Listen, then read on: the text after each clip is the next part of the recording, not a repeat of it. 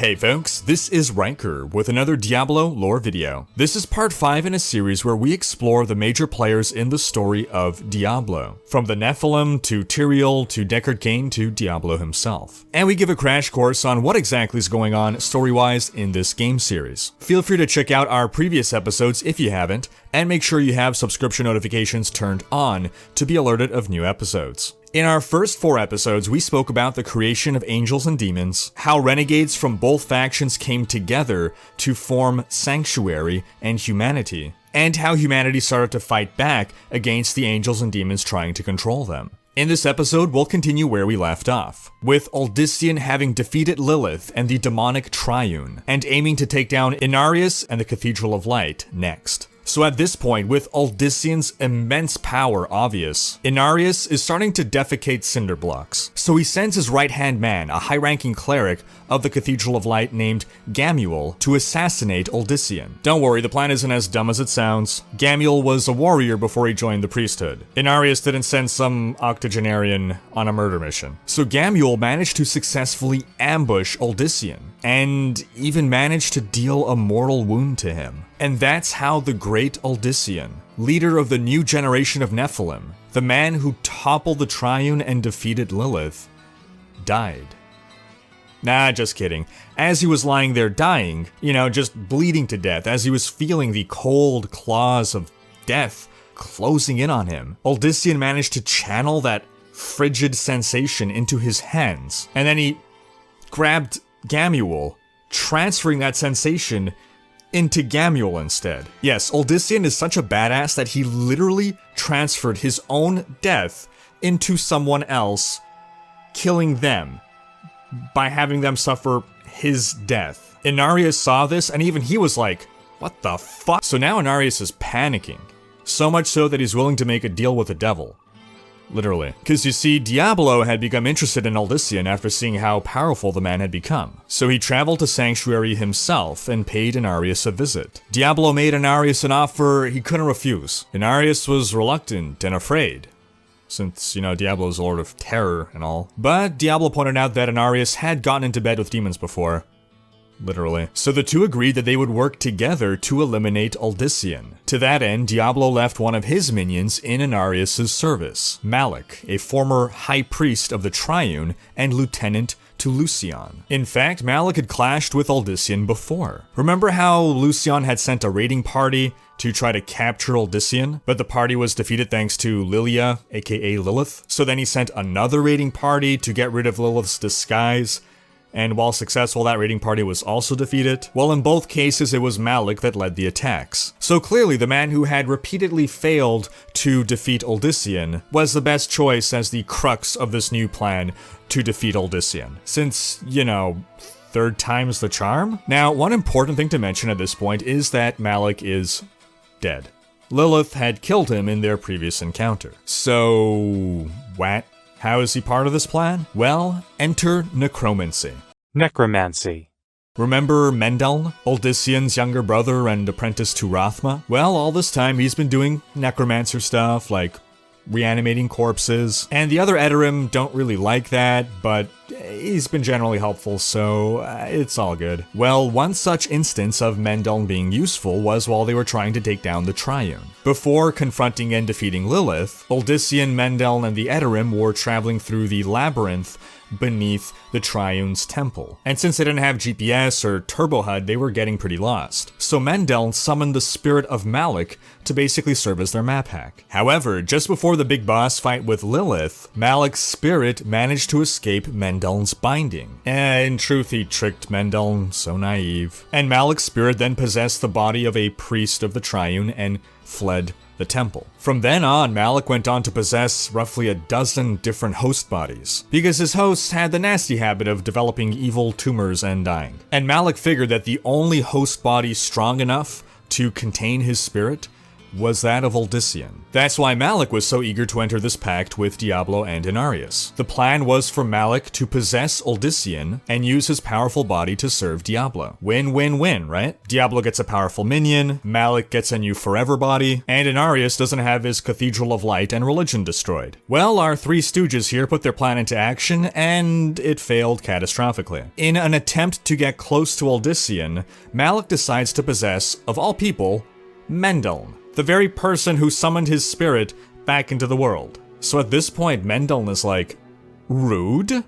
And banishes Malik's spirit back to the afterlife. And that's the end of Malik. So now Diablo is like, me, damn it, do I have to do everything myself? And so he pays Uldyssian a personal visit. He totally throws Inarius under the bus, talking about how Inarius and the angels in heaven are all full of crap, how they're bad for Sanctuary, and how Diablo and Uldyssian should team up to fight the angels. Uldyssian is like, nah, I'm good. So Diablo unleashes his powers of terror on him. But Uldyssian whips out his I am rubber, you are glue defense, and flippity flops the terror powers back at Diablo, causing Diablo to flee in terror. So as you can see, Uldyssian's powers have been growing stronger and stronger and stronger. And so the final confrontation finally happens. Uldyssian and the Eterim launch a full-out attack on Inarius and the Cathedral of Light. This event was known as the Battle of the Golden Path, whose working title was Battle of the Yellow Brick Road. Inarius' magic killed many of the Eterim, but Uldyssian obliterated Inarius' army of Inquisitors. With no minions left, Inarius clashed with Uldyssian himself, each using the power of the World Stone to fuel their attacks, and collapsing the Cathedral of Light in the process. Now, it's not 100% clear in the lore how this happened, but it seems that the Archangel Tyrael was somehow able to sense the intense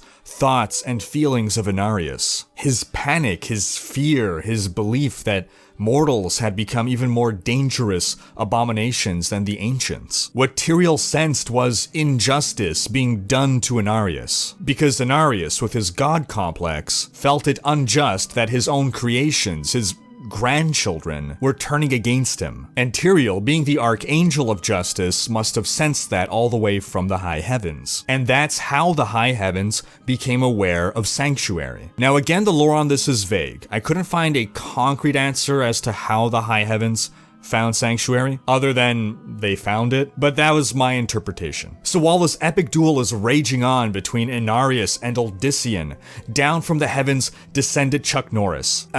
Down from the heavens descended hundreds of angels to join the battle. Now, the Primevals up to this point had only covertly infiltrated Sanctuary in order to keep it secret from the high heavens. But seeing now that the high heavens had discovered Sanctuary, they unleashed their army. The ground erupted and legions of demons poured out. We now have a three-way war going on between angels, demons, and Eterim. And this world, this Sanctuary that was built as a refuge from the eternal conflict between angels and demons, was now just another battlefield. Inarius, too focused on destroying Uldyssian, was blinded to how he had effectively brought ruin to everything he had created.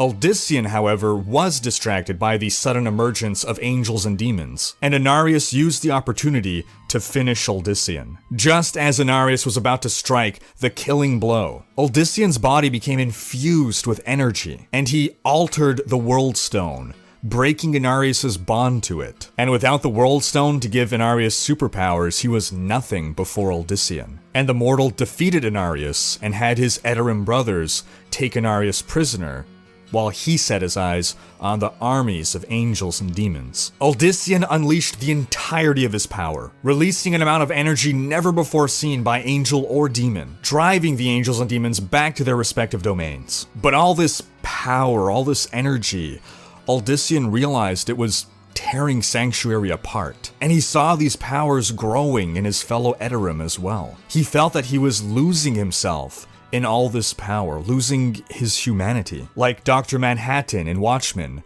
only with less penis nudity. So in an act of sacrifice, rather than allow himself to finish ascending into this godlike being, he drew all of his raging energies back inside himself and released them one final time to negate his existence, similarly to how he willed Lucian out of existence. While doing so, he also reset the World Stone, stripping the Eterim of their Nephilim powers. With no powers left to contain Inarius, the mortals were forced to turn him over to the angels. And at this point, the Angelus Council, the High Council of Archangels, convened to decide the fate of humanity. We'll talk more about the Angelus Council in the future, but for now, they recognized the huge threat that humanity posed. I mean, come on, dude just single-handedly fought off the armies of heaven and hell. Upon their first discovery of Sanctuary, it was the Angelus Council's opinion that these abominations must be destroyed. But seeing Uldyssian's self-sacrifice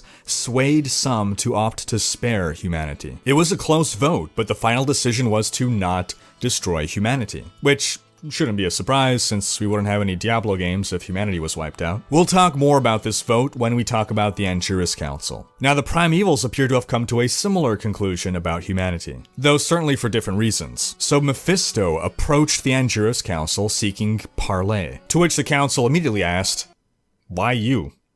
Why not your brother?" As it turns out, Diablo was still freaked out from having scared himself with Uldyssian's reversal abilities, so Mephisto had to do this job. So what Mephisto and the Angelus Council worked out was a truce, not just over the Battle of Sanctuary, but in the eternal conflict as well. Mephisto would use his power to seal the breach created in Sanctuary that allowed demons to pour forth into it, and in return, the angels would hand over Inarius to him. And so it was that the Angelus Council and the Primevals agreed to leave humanity alone, allowing mortal men to pick their own path and decide for themselves whether to ultimately become good or evil. And to ensure that humanity could continue to live on without interference, the Angelus Council wiped the memory of the Eterim. They would forget that they ever had magic powers. But there was one man whose memories were not wiped out, thanks to trag'oul. Yes, Mendel's memories were saved by trag'oul, who wanted him to remember his brother's sacrifice, and to be able to pass on